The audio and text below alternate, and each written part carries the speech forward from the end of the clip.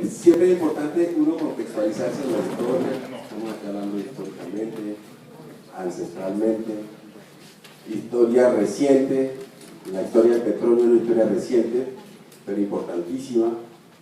Nuestra historia ancestral africana, nuestra historia como americanos, como colombianos. Y quiero hablar en este punto, o sea, en el periodo anterior de la ministra de Cultura anterior, la ministra Paula Marcela Moreno, y teníamos una cierta cercanía, y un día, antes de que ella fuera posesionada como ministra de Cultura, un día yo amanecí con un sueño, soñando, una palabrita que se llamaba que suene la chontica, así, que suene la chontica. Entonces, ¿qué se necesita para que suene la chontica? Eso salió pues a partir de un disco que se llama Pura Chonta, que yo sentía que cuando sonaba a los niños como que los embrujaba, bueno, a los niños y a los adultos, como que ese sonido de esa madera producía algo más allá de lo normal, de lo cotidiano, porque de repente con el tiempo alguien me llamaba y me decía: ve, Candelario, mi papá falleció de cáncer, pero murió escuchando la chonta y murió tranquilo. O mi mujer dio a luz gemelos escuchando la chonta y nacieron. O sea, como que era más allá una cosa más allá de lo cotidiano, de lo normal, de lo que produce. Uno va a veces a una discoteca y suena, la gente está bailando salsa, ¿sí? Pero suena un disco de Pacífico, un Kilele, y uno ve que la gente empieza a bailar distinto, como en otra dimensión, en otra expresión más libre, no sé, sucede, si uno está atento se la pilla. Bueno, entonces, para resumir, para no irme tan lejos, un día amanecí soñando que suene la chontica. ¿Y qué se necesita para que suene la chontica? Para que suene la chontica se necesita que haya palmas de chonta, mucha palma de chonta sembrada en el territorio. Y para que se acompañe la chontica, para que se acompañe el sonido de la chonta, se necesita que haya criaderos de tatauros y de venados para que haya cuero para construir los venados y haya la madera. O sea que ese sueño se fue yendo y se fue ampliando, se volvía como ecológico, se volvía investigar. ¿Qué se necesita para que sea la chontica? Que los jóvenes nos fuéramos de los viejos a preguntarle: ¿cómo es que suena la chonta? ¿Cómo es que debe sonar la marimba? Entonces, ¿qué más se necesita? Se necesita que haya dotación, construcción de instrumentos, que haya instrumentos de cununo, bombo, marimba para que suene la chontica. Se va ampliando. Bueno, en su momento me llama la ministra anterior, Paula Marcela, y le cuento, me dice que nos veamos aquí en Cali, y le cuento el sueño, que suene la chontica. Y en ese que suene la chontica también había un proyecto de un productor de televisión que era en esa época, cuando Germán era gerente de Telepacífico, Marino Aguado. Él tenía un sueño también, un proyecto que se llamaba El Viaje de la Marimba. El Viaje de la Marimba, que su sueño era reunir un marimbero viejo, señor mayor del Pacífico, con un marimbero mayor de África, de uno de los países africanos donde se toca marimba, Ghana o Nigeria, no recuerdo, o Malí, era su sueño. Y él me llevaba ahí en el proceso como músico tradicional académico para poder ayudar a hacer la integración. Y entonces se llama El Viaje de la Marimba. Entonces, bueno, estas ideas se le plantean a la ministra anterior, y de allí van saliendo esas ideas de presentar proyectos a la UNESCO, presentar declaratorias, y van saliendo toda esa cantidad de ideas, porque es un proyecto que resuelve. Hay unas regiones de Colombia donde el problema no es la corchea, ni la negra, ni la blanca, ni el compás. La música es netamente vivencial, tradicional, visceral, cotidiana. Y ya estábamos en ese momento diseñando los parámetros para las escuelas no formales de Colombia, de música tradicional. Pero hay unas regiones que no encajan allí, no encajaban.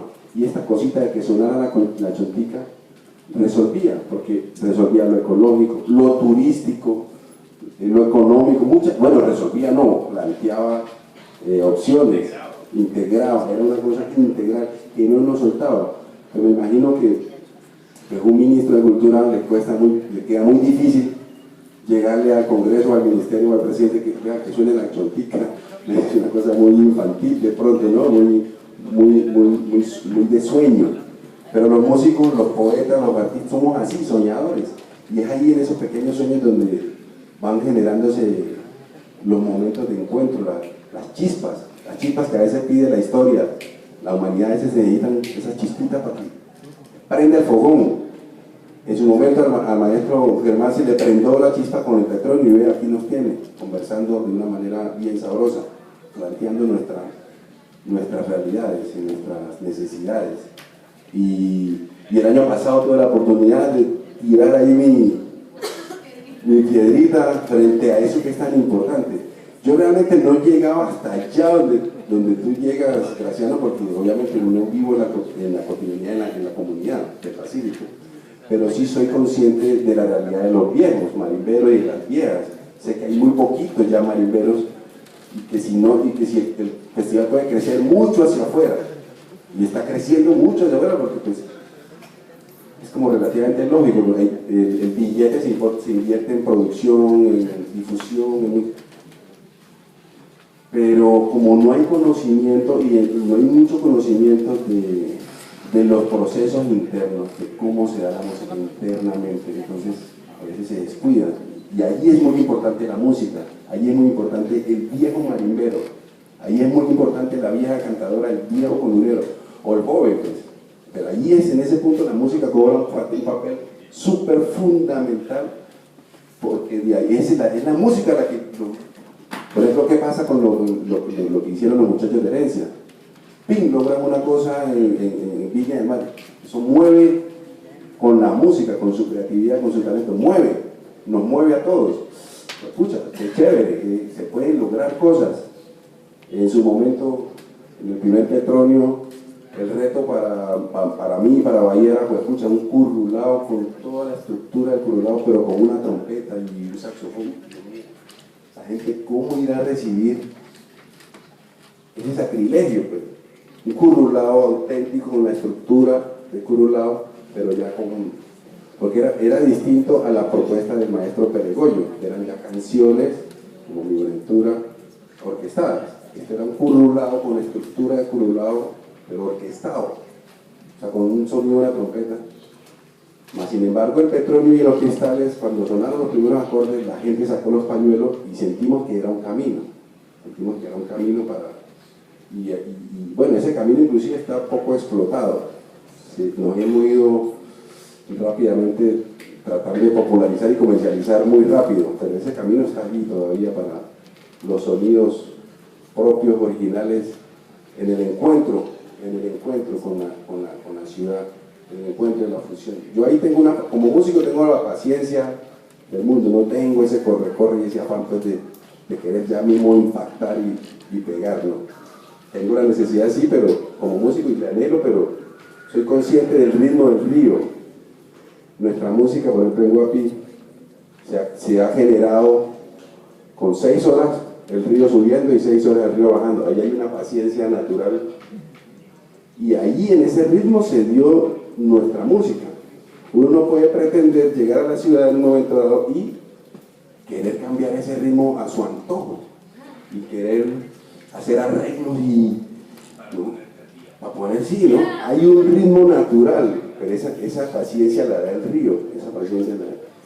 Los mareños no tienen esa paciencia, los mareños van golpeando como la ola, cantando como la ola y tocando, ellos no tienen esa paciencia, los rioseños sí tienen y hay unos ríos que tienen un solo sentido y son más corrientosos, eso también llega a otra velocidad.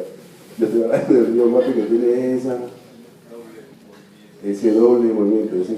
Entonces esas cosas hay que entenderlas y bueno, para cerrar y para retomar el sueñito que suele la chontica era un sueño, valga la redundancia, y proponía ese encuentro que convocaba a todas las cosas. Me imagino que políticamente es muy difícil sostener eso, sustentarlo, pero allí en ese sueño estaban unos hilos que partían de un hilo ancestral que nos conecta a todos.